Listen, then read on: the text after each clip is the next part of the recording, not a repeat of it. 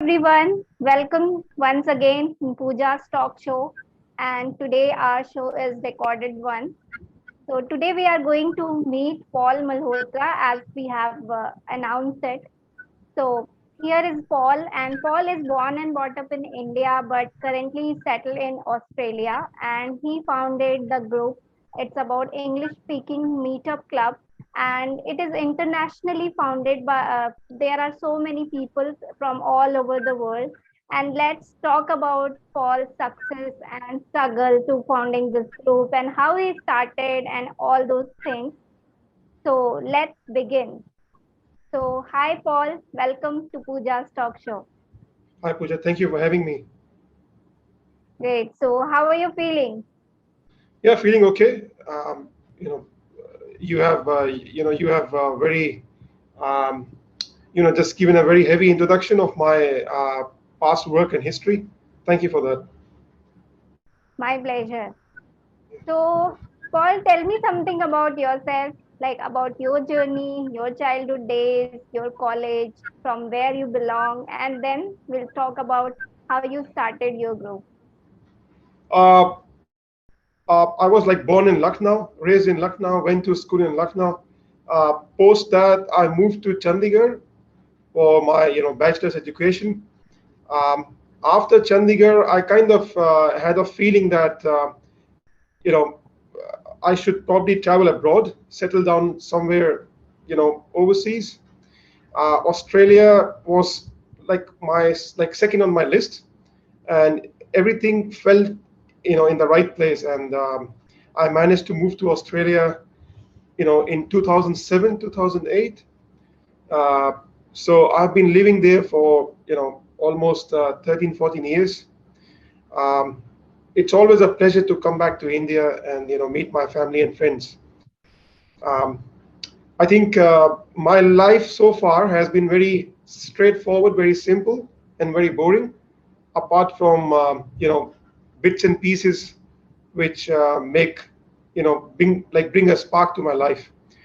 Um, you know, my line of work is real estate. So basically, I'm into talking with people, understanding their requirements and probably helping them to find the right property. Um, this is not the only work I've done. I have actually, worked in other sectors as well, but mostly into sales, mostly into person-to-person, contact. So I think, like you just mentioned about my Let's Talk in English group, at the very beginning of the interview. So that's that's like a mere hobby of mine. It's not like something I make money out of. So this is basically a group based in Sydney. We have got sister groups in Melbourne, Paris, Milan in Italy, Berlin, Germany, and Tokyo, Japan. So Sydney and Melbourne group are the ones where we used to have face-to-face meetings. I had the pleasure of meeting, I should say, more than 65,000 people in the last 7 years, and maybe around 15,000 to 20,000 online in the last 2 years post COVID. So yeah, I think so far it has been a very interesting and successful journey for me. I think that's how I kind of came into contact with a lot of my very good friends, uh, and I kind of hope that a lot of other people who joined my group had the same experience. They met a lot of good friends. They made a lot of good friends out of people they met in the group. So yeah, I'm just trying to spread the idea, maybe take it to more countries in future, and let's see how it goes. Okay, wow, it's amazing.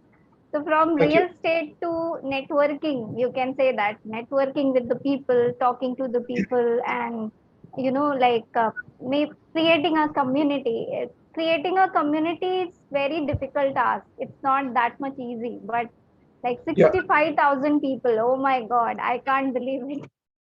It's very, So yeah, yeah. like in any Western country, I think unlike India, we have got usually got like a very strict working regimen, like Monday to Fridays. Saturdays and Sundays are off. So that's Hmm. 2 days out of 7 days in your life. And usually I think people go out, enjoy, go to beach, meet their friends, family, party. In my case, it's it's like as rigorous as a religious person going to church on Sundays. I used to do this activity in a very similar spirit. So when you say building it up, basically it's like a weekend hobby of mine, but somehow it grew in a very nice way, and I had the pleasure of meeting all those people. So it's Great. not so much work; it's more like a hobby. Hmm. Okay. Okay, so Paul, yeah, I do understand it's a hobby, but maintaining a hobby, that too, networking with the people, it's very difficult hobby. Okay, and you have to maintain, but it's a great job. So the second question is like, why you have kept that name of your group is Let's Talk in English. It can be anything, like it can be a book club, or it can be like topic of anything else. Why you have chosen English? Any specific reason? I think English is the most common language in the world, and it's a very easy way to bring people together. So, talking about India, like a person from northern part of India meeting a person from the southern part, I think their first instinct is to speak in English. Maybe, and probably I guess, the person from South India can speak Hindi, but I think English is a language which is like kind of a default language, where people from any part of the world can interact, at least expect to interact, successfully, unsuccessfully. So I think our group was mainly like English practice place, where we had heaps number of people from native English speaking countries like Australia, Canada, New Zealand, USA. So a lot of these native English speakers, used to be a member of our group for learning a different language like Mandarin, Japanese, Spanish, Korean. So, but I think still when they enter the group, when they're trying to be a part, they converse in English. So I think English was a very basis of the whole group. And that's the reason I kind of named it Let's Talk in English. Things start with English and could spiral into any direction. People could end up exchanging their cultures, understanding about you know the food from a specific country, customs, things about history and stuff. So I think English was a common basis, or common ground, where from where all the conversations started. That's the reason actually, like Great. why I named English. Let's talk in English. Okay, that's nice. So if we are talking about English, and we have to talk about India also, because without that, I think the topic will not complete. So Paul, I also spoke to so many people, and what I found it, we Indians, for us, English is not just a language; it's a status. Okay, so I think Indians are obsessed with English. I don't know, but I have felt so. What do you think? What is your experience? You may have you have spoken like a lot of people. All the people from all over the world, and you may have spoke to Indians as well. So, what do you think? Like, what is the difference when the Chinese is learning English, or Spanish is learning English, or when an Indian is learning English? What is the mindset different? Okay, I think let's say, just to have a very easy example to compare, let's let's compare a Chinese speaker trying to learn English, and at the same time, an Indian speaker, like a Hindi speaker, trying to learn English. Uh, so maybe this comparison, doesn't hold very well for a Spanish speaker. But Chinese is a very different language. The tone is very different to English. Hindi also, it's very different, but still compared to Mandarin, like Chinese, it's a lot closer to English. The tone is a little bit different. So I think a Chinese person, like a Chinese speaker, usually would face a little bit more challenge when learning English compared to a native Hindi speaker. But I think the struggles and the challenge is almost the same. At the end of the day, we have like 4 different modes we can use to learn a new language: reading, listening, writing, and speaking. So reading and listening, we can do it on our own. Maybe we can listen to a radio, we can watch a YouTube video, we can read a book. This is more like you don't need a participant, you can do it alone. But talking about speaking and writing, you need someone to be a partner with you. You need an active partner. So I think the basic challenge is kind of same. And by the way, like I should say, like I've seen a very nice development in India over the past few years. People have become a little bit more aware towards English, but I think the common issue they face is just more exposure towards the English learning environment. So that's a very big challenge for people, I guess. Yeah. So Paul, what do you think? In India, if you talk about English, when anyone wants to learn English, their prime focus is grammar. Usually they think like if they know very good grammar, so they can speak very good English. Okay, so what is your take on that? What you want to say on that?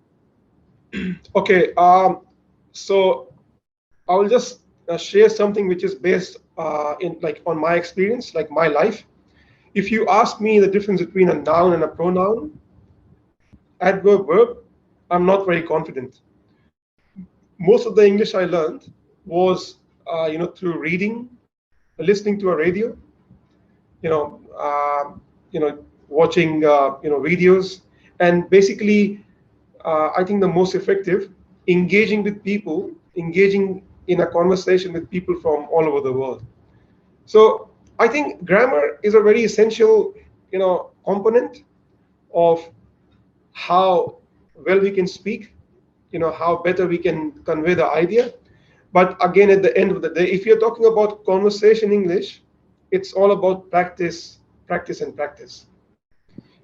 Maybe there are people who know grammar, probably they are in the top 1% English, grammar, learners in the world. But if they don't practice, they can't translate that grammar knowledge into conversation knowledge. So I think conversation is the most important aspect if you're talking about speaking. Writing, maybe I think people who have got a very nice grammar skill, I'm sure they have an edge over anyone who wants to write but is not so good in grammar. Okay, so if we want to speak in English, so more and more we have to do practice with the English speakers.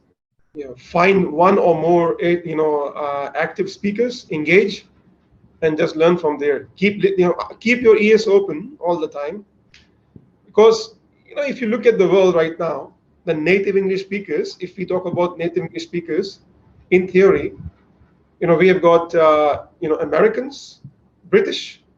Even in Britain, we have got English accent, Scottish accent, Welsh, which is hard to differentiate sometimes. You have got Ireland, Irish accent, Canadian, Australian, New Zealand. So I think just keep your ears open. Have a very wide perspective. Don't have a tunnel vision, and just try to learn from each and every you know native English speaker. I'm sure a lot of them make mistakes, but you just need to stay focused and just need to look at the ideas. Try to engage more with people from anywhere. Yeah. Yeah, and I think if anyone want to learn English, very good English, so I think we should stop treating English as a subject. We have to treat it like a lifestyle. We have to make it a lifestyle. Most of the time, what I have seen people, even though usually they take class also, but till then the class is running, they'll do practice, they'll do reading, everything they'll do. As class will finish, they'll stop doing everything. So I think English, like our native language, like Hindi or Spanish, whatever we speak, we know that language because we speak every day, every minute. So I think for with English also we have to do the same thing. So English is not a subject; we have to make it a lifestyle if we want to become a great speaker in English. Hmm. Um, I'll just share like a story. Like a very good friend of mine in India. He was kind of my mentor when I was trying to make an effort to improve the level of my English, spoken English especially. So this guy had a very easy trick.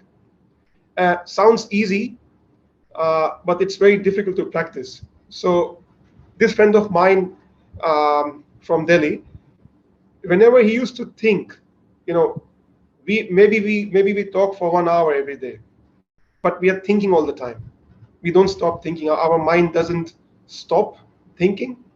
So in his case, his secret to a very good spoken English was he transformed his thought process from Hindi to English.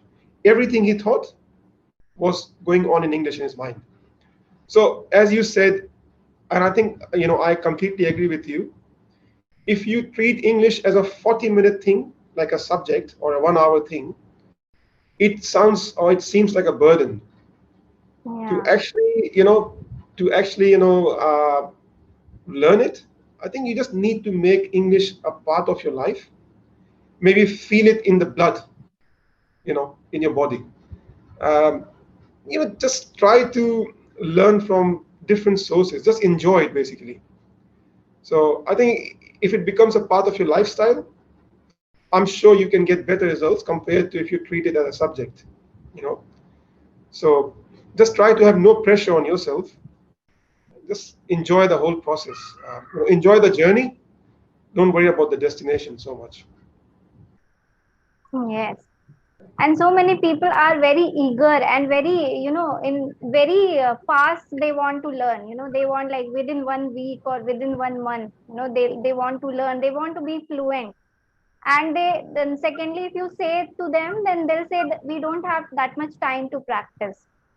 So I think like if maybe you need not to dedicate particular time for practice. Whatever you are doing, you have to inculcate English as a part of your life. As you said, whatever we are thinking, even we have to convert our thinking into English. Whatever we are thinking, we have to think in English. So like that Exactly. we can improve. So Paul, And yes, I, it's very, yeah. and I Yes, think say. sorry to cut you off. One other thing I want to emphasize, being an Indian, I can kind of understand and relate to the mindset, of people who are trying to learn English, who actually, put in hours and hours to learn, but sometimes the results, are not there, like the desired results. Uh, it's just something else I want to pinpoint, just want to bring, um, to this conversation is think about English as a medium which can make your life better. How? India has got, so think about any English speakers or someone who is trying to learn English, what mediums they can expose themselves to in India, which can help them with English. Maybe the news channels, you know, maybe some books. But I think what they can do is they can actually try to follow the news from overseas as well, in addition to the Indian, news media houses. The newspapers, radio is a very good source. That's my favorite. I rely on radio. I still listen to a radio, like the radio stations, much more than I watch news on the TV, because you can just have it, have a earphone, start walking, go on a walk, you know, maybe just lie down, just deep breathe, whatever. So I think learning English from a lot of different sources is a step you can take to improve. But while you're taking that step, you're also exposing yourself to a lot of different ideas which are not very commonplace in the in the Indian English environment, like the news or media or whatever.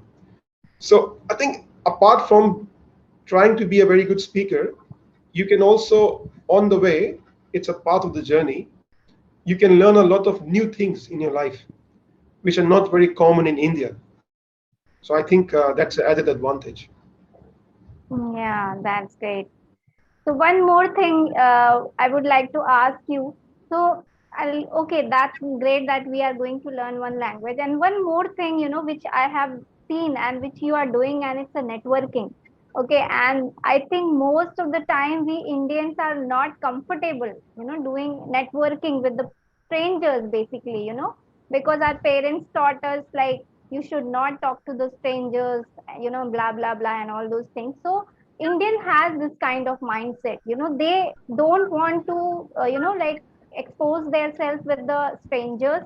So how the networking can, help us to lead a great success. So I think you can help people in that. So what we can learn from networking. Okay, so I will just share my idea. Maybe I'm wrong, maybe I'm right. Maybe you can judge my idea.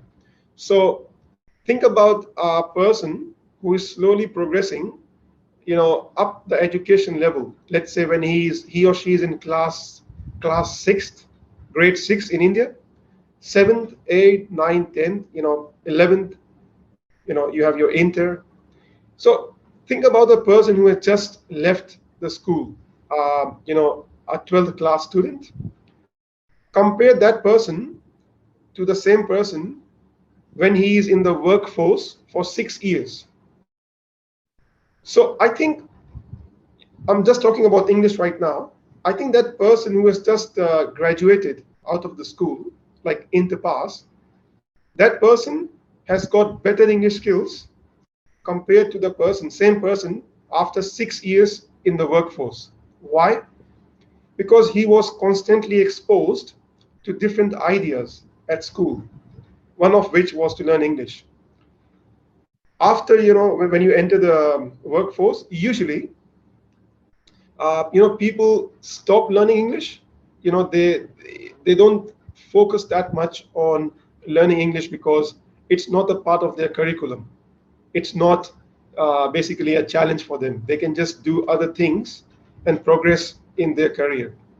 So what I'm trying to compare is there is a network of friends and students at school, and apart from learning a lot of other things, they can actually learn English in that network.